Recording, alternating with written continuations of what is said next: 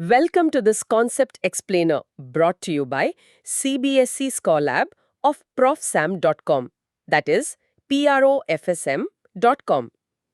இன்னைக்கு நாம unit 11 dual nature of radiation and மேட்டர்ல இருந்து வேவ் நேச்சர் ஆஃப் மேட்டர் என்கிற ஒரு ரொம்பவே ஃபேசினேட்டிங்கான டாபிக்கை பத்தி பார்க்க போறோம்.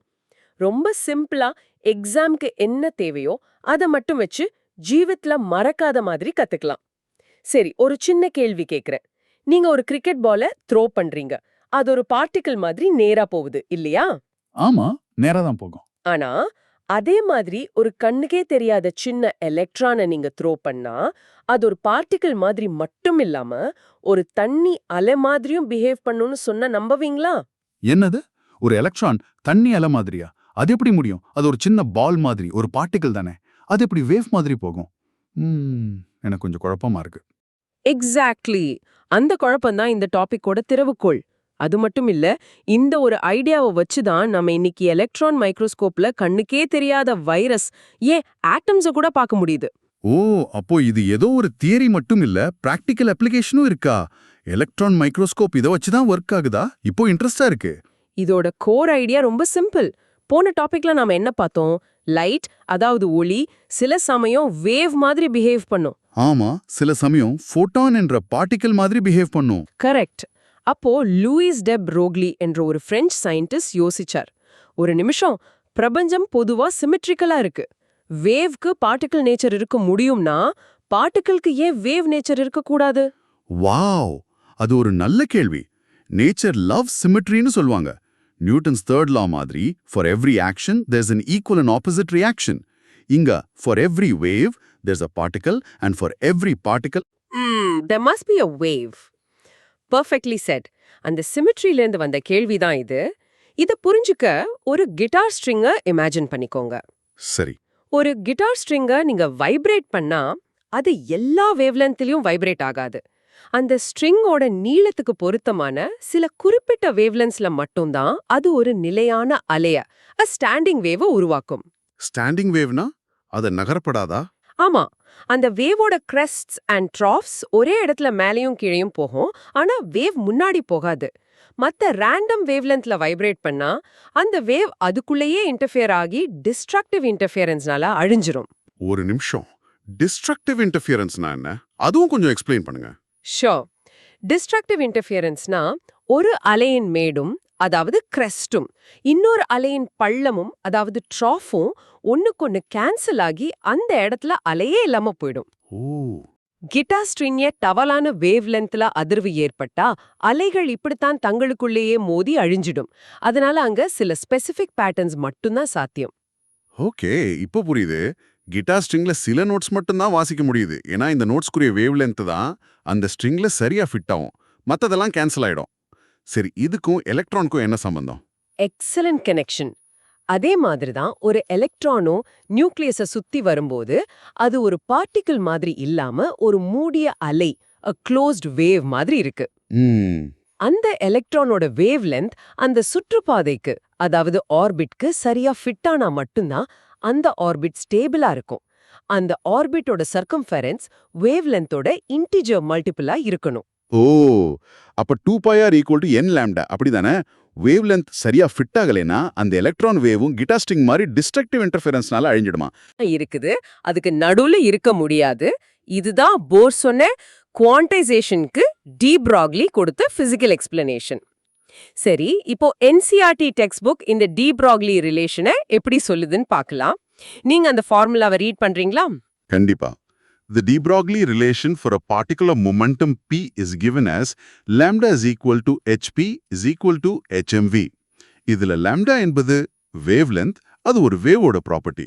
ஆனா p என்பது momentum, அதாவது mass times velocity, அது ஒரு பார்ட்டிகளோட ப்ராப்பர்ட்டி. இந்த ரெண்டுக்கும் என்ன சம்பந்தம்? எப்படி ஒரு பார்ட்டிகிள் ப்ராப்பர்ட்டி ஒரு வேவ் ப்ராப்பர்ட்டிக்கு ஈக்குவல் ஆகும்? நடுவுல இருக்கிற இந்த h என்ன பண்ணுது? Brilliant question.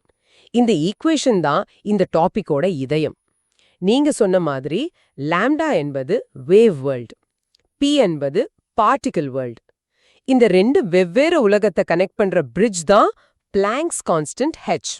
ஓ, 12 kg ball 20 ms ஸ்பீட்ல போகுதுன்னா அதோட wavelength lambda equals to hmv. இதை நீங்க கால்குலேட் பண்ணா கிட்டத்தட்ட 10 to the power of -34 metres வரும். 10 to the power of -34 மீட்டர்ஸ்னா அது எவ்வளவு சின்னது, எனக்கு கற்பனை பண்ண முடியல. அது ஒரு அணுவோட நியூக்ளியஸை விட ஏன் ஒரு புரோட்டானை விட பல பல லட்சம் மடங்கு சின்னது. அப்பா, அந்த அளவுக்கு சின்ன ஒரு வேவ்லென்த்தை நம்மால மெஷர் பண்ணவே முடியாது. அதனால தான் கிரிக்கெட் பால் எப்பவும் ஒரு பார்ட்டிகிள் மாதிரி மட்டும் நமக்கு தெரியுது. ஓ, அதனால தான் பெரிய பொருட்களுக்கு வேவ் ப்ராப்பர்ட்டிஸ் தெரியுது இல்லையா? wavelength is too small to be measured. ஆமா. ஆனா ஒரு எலக்ட்ரானுக்கு பாருங்க, அதோட மாஸ் ரொம்ப ரொம்ப கம்மி. சுமார் 9.1 into 10 to the power of -31 kg. அது ஒரு நார்மல் ஸ்பீட்ல போனாலே அதோட வேவ்லென்த் கிட்டத்தட்ட 0.1 நானோமீட்டர் வரும். 0.1 நானோமீட்டர்? இந்த 0.1 நானோமீட்டர் என்பது ஒரு கிறிஸ்டல்ல இருக்கிற ஆட்டம்ஸுக்கு நடுவுல இருக்கிற டிஸ்டன்ஸ்க்கு சமம். ஆட்டம்ஸ்க்கு நடுவுல இருக்கிற கேப்பும் எலக்ட்ரானோட வேவ் லென்த்தும் ஒரே சைஸ்ல இருக்கு. இதனால என்ன ஆகும்? இதனால தான் அந்த எலக்ட்ரான்னால டிஃப்ராக்ஷன், இன்டர்ஃபியரன்ஸ் மாதிரி வேவ் ப்ராப்பர்ட்டிஸை காட்ட முடியுது. ஒரு சின்ன இடைவெளி வழியா போகும்போது தண்ணியால எப்படி வளைஞ்சு போகுமோ அதே மாதிரி எலக்ட்ரானும் வளைஞ்சு போகும். இது ஒரு பியூர் வேவ் பிஹேவியர். வாவ்! உண்மையில டி ப்ராக்லி இதை சொன்னப்போ இது ஒரு வெறும் ஹைபோதசிஸ் தான். ஆனா 1927ல டேவிசன் அண்ட் ஜெர்மர் என்ற 2 விஞ்ஞானிகள் ஒரு எக்ஸ்பெரிமெண்ட் பண்ணாங்க. அவங்க எலக்ட்ரான்ஸை ஒரு நிக்கல் கிறிஸ்டல் மேல மோத வச்சாங்க.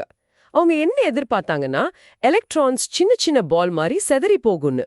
ஆனா அப்படி நடக்கலையா? நடக்கல. எலக்ட்ரான்ஸ் சிதறி ஒரு குறிப்பிட்ட பேட்டர்னை உருவாக்குச்சு. அதே மாதிரி எக்ஸ்பெரிமெண்ட்டை எக்ஸ்ரேஸ் வச்சு செஞ்சா என்ன பேட்டர்ன் வருமோ அதே டிஃப்ராக்ஷன் பேட்டர்ன் வந்துச்சா? எக்ஸாக்ட்லி.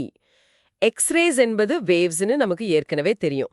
எலக்ட்ரான்ஸும் அதே பேட்டர்னை காட்டினதால எலக்ட்ரானுக்கும் வேவ் நேச்சர் இருக்குன்னு உறுதியா ப்ரூவ் ஆச்சு. வாவ்! அப்போ இது தற்செயலா கண்டுபிடிச்ச ஒரு விஷயம் டி ப்ராக்லியோட தியரியை ப்ரூஃப் பண்ணிடுச்சு. Amazing. Hope everything is clear so far. This concept explainers from profsam.com, that is profsam.com. இதுக்கு முந்தின சாப்டர் ஆட்டம்ஸ்ல போர் சொன்னார் எலக்ட்ரான்ஸோட ஆங்குலர் மொமெண்டம் குவான்டைஸ்டா இருக்கும்னு. அதாவது L is equal to nh2π. ஆனா அது ஏன் அப்படின்னு காரணம் சொல்லல. அது ஒரு பாஸ்டுலேட், ஒரு அனுமானம். ஆமா. ஆனா இப்போ டி ப்ராக்லியோட கான்செப்ட் மூலமா நமக்கு காரணம் தெரியுது. ஆமா, நீங்க முன்னாடியே சொன்னீங்க, எலக்ட்ரான் ஒரு ஸ்டாண்டிங் வேவா இருக்கிறதால இன்டீஜர் நம்பர் ஆஃப் வேவ்லென்ஸ் மட்டும்தான் ஒரு ஆர்பிட்ல ஃபிட் ஆகும். அதாவது 2πr is equal to n lambda. இந்த லாம்டாக்கு பதிலா hmvன்னு போட்டா நமக்கு போர்ஸ் கண்டிஷன் கிடைக்குமா? Exactly. lambda is equal to hmv நீங்க சப்ஸ்டிடியூட் பண்ணா 2πr is equal to nhmv வரும். இதை ரீஅரேஞ்ச் பண்ணா mvr is equal to nh2π. இதுதான் Bohr's quantum condition. So de Broglie தான் போர்ஸ் பாஸ்டுலேட்க்கு ஒரு லாஜிக்கல் எக்ஸ்பிளனேஷன் கொடுத்தார். சரி, இந்த டாபிக்ல ஸ்டூடெண்ட்ஸ் பண்ற 2 முக்கியமான தவறுகளை பார்ப்போம். இவைகளை சைலண்ட் கில்லர்ஸ்னு சொல்லலாம், ஏன்னா இது தெரியாமலேயே எக்ஸாம்ல மார்க்ஸ் போயிடும். ஓகே. தப்பு நம்பர் 1. டி ப்ராக்லி வேவ்லென்த் தான் அந்த பார்ட்டிகளோட பிசிக்கல் சைஸ்னு நினைக்கிறது. ஆமா, வேவ்லென்த்னு ஒண்ணே அதோட நீளம் தான் தோணும். ஒரு எலக்ட்ரானோட வேவ்லென்த் 0.1 நானோமீட்டர்னா அந்த எலக்ட்ரான் 0.1 நானோமீட்டர் நீளமா இருக்கணும் தானே அர்த்தம்? அதுதான் தப்பு. லாம்டா என்பது பார்ட்டிகளோட சைஸ் இல்ல, அது அந்த பார்ட்டிகள் கூடவே வர்ற ப்ராபபிலிட்டி வேவோட வேவ்லென்த். Probability wave. ஆமா. அந்த பார்ட்டிகள் ஒரு குறிப்பிட்ட இடத்துல இருக்கிறதுக்கான சம்பவனைய ப்ராபபிலிட்டி அந்த வேவ் சொல்லுது. So wavelength is not size. It's a scale that tells us when to expect wave-like behavior. Okay, அப்போ வேவ்லென்த் என்பது பார்ட்டிகளோட சைஸ் இல்ல, ஆனா அது எப்ப வேவ் மாதிரி பிஹேவ் பண்ணும்னு சொல்ற ஒரு ஸ்கேல். வேவ்லென்த் அது போற வழியில இருக்கிற கேப்போட சைஸுக்கு கம்பேரபிளா இருந்தா டிஃப்ராக்ஷன் நடக்கும். சரியா? பெர்ஃபெக்ட். இப்போ தப்பு நம்பர் 2. மொமெண்டம் ஜாஸ்தியா இருந்தா வேவ் லெங்த்தும் ஜாஸ்தியா இருக்கும்னு தப்பா புரிஞ்சுக்கிறது. ஆமா, வேகமா போனா வேவ் பெருசா இருக்கும் தான் தோணும். More momentum, more energy, so bigger wave. இதுவும் தப்பா? தப்புதான். ஏன்னா நம்ம மனசுல ஓஷன் வேவ்ஸ் மாதிரி பெரிய அலைகளுக்கு எனர்ஜி ஜாஸ்தின்னு பதிஞ்சிருக்கு. ஆனா குவாண்டம் மெக்கானிக்ஸ்ல இது உல்டா. ஃபார்முலா என்ன சொல்லுது? lambda is equal to hp. lambda is equal to hp. இது ஒரு இன்வெர்ஸ் ரிலேஷன்ஷிப். அதாவது மொமெண்டம் p அதிகமாக அதிகமாக வேவ் லென்த் லாம்டா குறையும். வேகமா போற எலக்ட்ரானுக்கு வேவ் லென்த் சின்னதா இருக்கும். சரி, இப்போ clear. So high momentum means shorter wavelength. நம்ம அதிக எனர்ஜி கொடுத்து ஒரு எலக்ட்ரானை வேகமா அனுப்புனா அதோட பார்ட்டிகிள் நேச்சர் தான் டாமினேட் ஆகும். வேவ் நேச்சர் குறையும். Got it. இது சுலபமா ஞாபகம் வச்சுக்க ஒரு ஃப்ரேஸ் சொல்றேன். All matter waves, most waves are invisible. Electrons show the pattern, baseballs hide it. நல்லா இருக்கு. எல்லா பொருட்களுக்கும் அலை இயல்பு இருக்கு, ஆனா பேஸ்பால் மாதிரி பெரிய பொருட்களுக்கு அது கண்ணுக்கு தெரியாது, எலக்ட்ரானுக்கு தெரியும்னு இது சொல்லுது. நைஸ். அது சுலபமா இருக்கு. Electrons show the pattern, baseballs hide it. ஒரு பிசிக்கல் ஜெஸ்டர் கூட இருக்கு. இத நீங்க எக்ஸாம் ஹால்ல கூட பண்ணி பார்க்கலாம். உங்க கையை இறுக்கமா புடிச்சா அது ஹை மொமெண்டம். ஓகே, ஃபிஸ்ட் மாதிரி. ஆமா.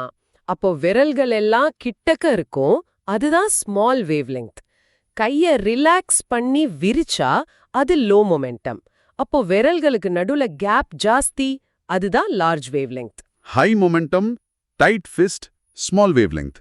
Low momentum, relaxed hand, large wavelength. Super. இது ரொம்ப யூஸ்ஃபுல்லா இருக்கு, மறக்கவே மறக்காது. சரி, இந்த அனாலிசிஸ்ல இருந்து 3 முக்கிய பாயிண்ட்ஸை ஞாபகம் வச்சுக்கோங்க. 1, டி ப்ராக்லியின் படி இயங்கும் எல்லா பொருளுக்கும், மூவிங் மேட்டருக்கும் அதனுடன் ஒரு அலை தொடர்புடையது. அதன் wavelength lambda is equal to h/p. இதுதான் டி ப்ராக்லி ரிலேஷன். சரி. 2, மேக்ரோஸ்கோபிக் பொருட்களுக்கு, அதாவது ஒரு பந்து போன்ற பெரிய பொருட்களுக்கு இந்த வேவ்லெங்த் மிக மிக சிறியதாக இருப்பதால் அதன் அலை இயல்பை நம்மால் கவனிக்க முடியாது. That's why classical mechanics works for them. Okay. 3, electron போன்ற மைக்ரோஸ்கோபிக் துகள்களுக்கு டி ப்ராக்லி வேவ்லெந்த் அணுவின் பரிமாணங்களுடன், அட்டாமிக் டைமென்ஷன்ஸுடன் ஒப்பிடக்கூடியதாக இருப்பதால் எலக்ட்ரான் டிஃப்ராக்ஷன் போன்ற விளைவுகளை நம்மால் பார்க்க முடிகிறது. கடைசியா உங்களுக்கு ஒரு கேள்வி. இந்த கான்செப்ட் படி ஒரு எலக்ட்ரானை நம்ம பார்க்காத வரைக்கும் அது ஒரு ப்ராபபிலிட்டி வேவா இருக்கு, பார்த்த உடனே ஒரு பார்ட்டிகலா ஒரு இடத்துல மெட்டீரியலைஸ் ஆகுது. சரி, அப்போ நம்ம பார்க்காத மத்த பொருள்களை பத்தி என்ன நினைக்கிறீங்க? மத்த பொருட்களா? எப்படி? நீங்க உங்க ரூம்ல இல்லாதப்போ உங்க சேரும் ஒரு ப்ராபபிலிட்டி வேவா இருக்குமா? அது ஒரே சமயத்துல பல இடங்கள்ல இருக்க வாய்ப்பு இருக்கா? வாட்?